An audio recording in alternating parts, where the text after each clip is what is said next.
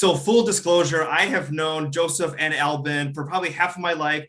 Joseph and I were friends in high school. He did one of the coolest things while we were still in school. Then he became Tommy. Now he's bringing productions back to Chicago. Like there's just so much cool stuff. He's bringing his brother Albin along for the ride. So thank you both for joining me today. Thank you, Rudy. Great to be here.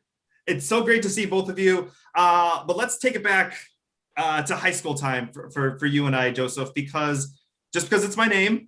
But this is also a DVD that I always have with me all the time.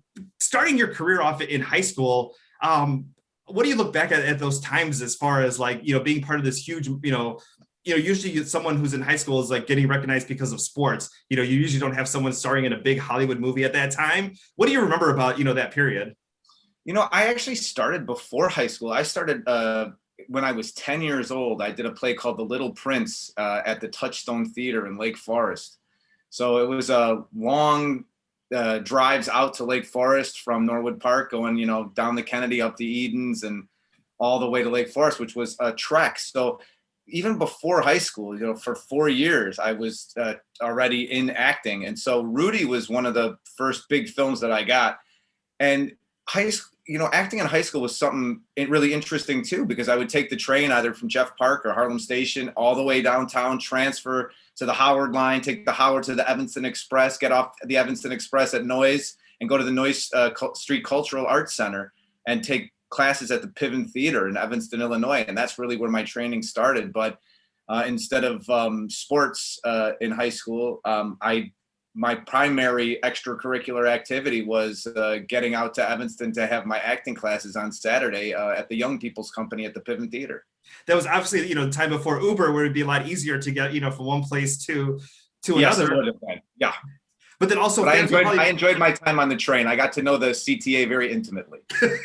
Oh, exactly. Only the way the Chicagoan would. But also, sports fans will know you from the McDonald's commercial with Michael Jordan. With Michael Jordan.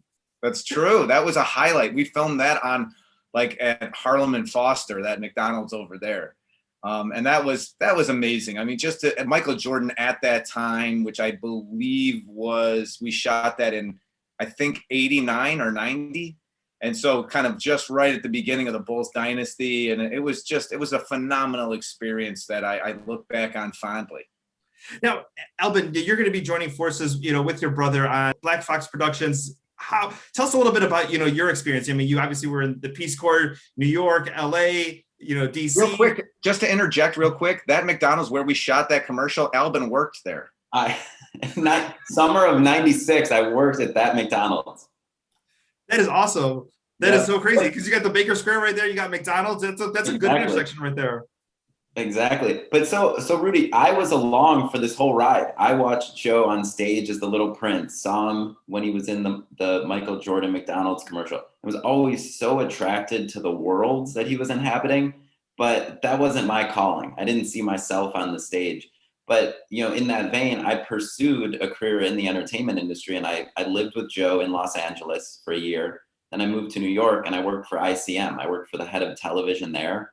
Then I worked for a literary agent, made documentary films. And so I was always tangentially there, but, had other jobs along the way. And now we're reuniting, and we started Black Fox Productions together to tell these stories that we've always dreamt of telling. So it's coming full circle. Exactly. Now I want to pause you for a moment, just because you said that Albin worked at that McDonald's. I want to know about your interview. Did you mention that Joseph was in the commercial, or how did that? Do you remember how the interview process went when you went to that McDonald's? I didn't say that because then I might have been overqualified. They might have seen that as, a handicap. So no, I just went in, straight up interview, worked the grill, major burgers. Yeah, it was hilarious people that I worked with that, honestly, people I'll never forget. Joseph, I want to ask you about Power and how the character of Tommy changed your life, because you've been in a ton of productions, but this is kind of such an iconic role that is now taking on a life of its own. Yeah, in a lot of ways, the character of Tommy Egan and the Power show did change my life. And I'm so eternally grateful to Courtney A. Kemp and Curtis 50 Cent Jackson and Mark Canton, kind of the trifecta entity that put this show into existence. But the reality was this, is that I was a professional actor for so long before that, that when people ask me if I was surprised or, you know, how did this change my life? I think it changed my life. Certainly financially, I could pay my bills for the first time in my life. That was nice. And it continues to be nice. However, my identity as an actor and a storyteller was already pretty solidified by the time I became Tommy Egan. So my job wasn't to think of fortune and fame. My job was to create a believable character and make the best choices I could possibly do on a daily basis. And there was something that Tom Wilkinson had told me back when we were doing the HBO film Normal, and that is that great actors are just good more often. And that's what I strive to be, is to have a high caliber of consistent work all the time. Part of that is about making my space as safe as possible to make big choices. And that's what Tommy Egan is that he's an accumulation of experiences of my life, and a huge commitment to that character, unyieldingly. Now, you know, what the first big deal that you guys have through Black Fox is, you know, Power Book Force. It is, you know, such an exciting thing that, you know, I cannot wait to watch. The fans are excited that the Power story is continuing and Tommy is continuing. How important was it to bring that character back to Chicago, or to have parts of the story here in a city that, you know, that you love so much and that means so much to you? Yeah, I think it's a happy accident. I think that the story Chicago is a great background that is a happenstance of where this story continues to take place. Because quite frankly, New York has been home for so long for me that's home. You know, I'm renting a place right now in Chicago, and it's a wonderful backdrop. But the reality is that Tommy could have been in Cleveland. You know, he could have been in Toledo or New Buffalo. It doesn't matter really where he is until that city becomes a character in the play. And right now, I think that the wisest decision is to focus on the trunk of the tree, and that trunk of that tree is called Tommy Egan. And you really want to get into the psychology and the psychosis of this character, and then we'll branch out and do more exploring of his environment. But I think that in a lot of ways, Chicago is a fun backdrop for Tommy Egan because he's so Queens through and through that it's almost like a bizarro world Queens, Chicago. It almost like, I think Chicago to Tommy should make more sense, but it doesn't. So I think the audience will have fun coming on the journey with Tommy in real time. And be able to figure out those parts as we go through the series. I saw a shout out from Molly's Cupcakes. Has it been fun to be able to bring some of the Chicago favorites and Chicago foods to the set? And, you know, what are some of the places that you have checked out so far? Well, one of the places that we had on the set for food on the show is Phil's Pizza Doro over on Milwaukee and Austin. Our local pizza joint growing up was Phil's. So we got to have their pies on the show. Shout out to Sal. So that's been really great. I mean, there's so many wonderful aspects. I mean, the biggest aspect that I find exciting for me for the Power Book Force show is that the overall deal, which opened up the possibility for Black Fox and Albin and I to bring a mission statement, which also involves telling Chicago-based stories to the world, bringing that. So we really have a mission of always trying to incorporate a Chicago theme, the city of Chicago, or a Chicagoan that's going through the urban experience. And Albin, you want to take it from there and give a little bit of a background on the Black Fox mission statement? Yeah, and you know, Joe's spot on. Those are the types of stories we want to tell. We want to focus on not just the city, but the city of Chicago specifically, and tell stories that are going to look at the underbelly. They're going to look at, you know, the hidden gems of the city. There'll be coming of age stories. But it's not, you know, we're not just focusing on, you know, the underclass or the wealthy. It's that whole, you know, encompassing story of what the city represents to us. And, you know, it transcends the city at the end of the day. And, you know, those are the TV shows and the films we're looking at. But I had a wonderful time visiting Joe in Chicago recently, meeting the cast and crew of Force, but then seeing Joe in that role as ambassador of the city. And 2 days ago, I was on the phone with a producer he's based in Los Angeles, but he's in Germany. And he was telling stories about spending time with Joe and all the treasures that he saw in the city. So film, television, we're telling Chicago stories, but we're also, being ambassadors for the city in all facets of life. Now, there are a lot of people in television production. A lot of people have scripts out there that have Chicago as their background. Are you guys soliciting or looking for people, to submit scripts, or looking for, people in production in the Chicagoland area currently? Well, I will say this: you'd be amazed how much intellectual property comes your way once you start a production company. We have no lack of material that we're looking through. But that said, Rudy, we're always looking for good material. The main thing is that we're looking for projects that are Chicago-centric projects that tell the story of the urban environment.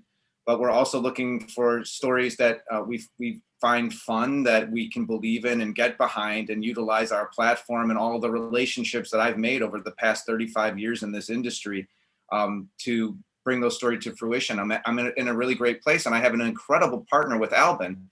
I mean, Albin brings so much to his leader as really kind of the business expert in our field. He worked at Weber Shandwick, which is one of the biggest PR firms in the country, in the world, rather, for the past 7 years. Not only did he work in Washington, D.C., but he was, almost 2 years, or at least a year and a half, in Saudi Arabia. Albin spent 3 years in Bulgaria in the Peace Corps, reads and writes fluent Bulgarian. He just has kind of this really wealth of knowledge. Albin still speaks the dead language of Latin. He taught ancient Greek in college to undergrads, or to high school kids, rather. And so Albin, just in terms of language and storytelling, is such an asset to suss out and vet what makes a good and classic story, that I'm really blessed that he does the majority and the lion's share of the reading and the vetting of the scripts and the material that we continue on to bring to that next level. Happy belated birthday to both of you, because you guys just celebrated it a couple of days ago. Joseph, let me start with you. When was the last time you had an actual birthday in Chicago? Ooh. Albin, do you remember? I don't remember. My 21st is the last one that I really remember. Holy cow. Yeah, my last birthday in Chicago. Rudy, it's got to be going on well over a decade, probably into double decades, that I've actually celebrated my birthday in Chicago. Yeah, for the past 20 years, the majority of them have been in New York. So it's a real pleasure to be here on the birthday. And I had a small little gathering over at the Ginger Man, or the former Ginger Man Tavern, now the G-Man, where our cousin is still the bartender over there. And it was kind of just an intimate settings with a couple of Malorts and a couple of beers. So it was a very classic Chicago birthday. I was happy to be on the north side. And then the final thing I wanted to ask you was, as far as comedy and Gary Owen goes, he does a whole stand-up bit about being confused for you. When did you first hear about that? And what was it like to be able to hang out with him in Chicago recently? Well, Gary Owen is a great human being, and I'm lucky that I get to call him my friend. Yeah, Gary and I do favor each other for sure. The difference is that Gary is so much. I'm 5'10", he's 6'3". So if we're standing next to each other, I think the differences are pretty obvious. But we do favor each other, and he's so much more funny. But we both have good timing, and you can argue pretty well that Tommy Egan is the comic relief of the Power Show, oftentimes. And I really made that my mission, because I'm not necessarily a funny guy. But I do love comedy, and I do have good timing. I know that much is true. And the last show that I did before the Power Show, where I was a lead in the show, was called The Heart She Holler on Adult Swim Network with some really amazing comedians. So I really had a great time kind of honing the craft there. But Gary is as hilarious in real life as he is in his stand-up. And I would love for him to be Timmy Egan on the Power Book 4 show. Let's chat again, next time you guys have a project when Power Book Force comes out. Yeah, we have some projects with Black Fox that are in pre-production as we speak. So when those get further down the line, we'd love to see you again and give you the first exclusive view of some of that stuff. And we'll definitely talk again, Rudy. Awesome. Joseph, Albin, you guys are the best. It's so good seeing you. Even though I don't get to see you all the time, it's always great to see your faces and all the success that you guys have, and all the wonderful things you guys are doing for Chicago. And you, congratulations on everything you've accomplished too, pal. Awesome. Thank you so much. That means a lot to me. All right, man. We'll see you soon. See you soon. Thank you. Thanks, Rudy. Bye, Rudy. Bye. Thank you.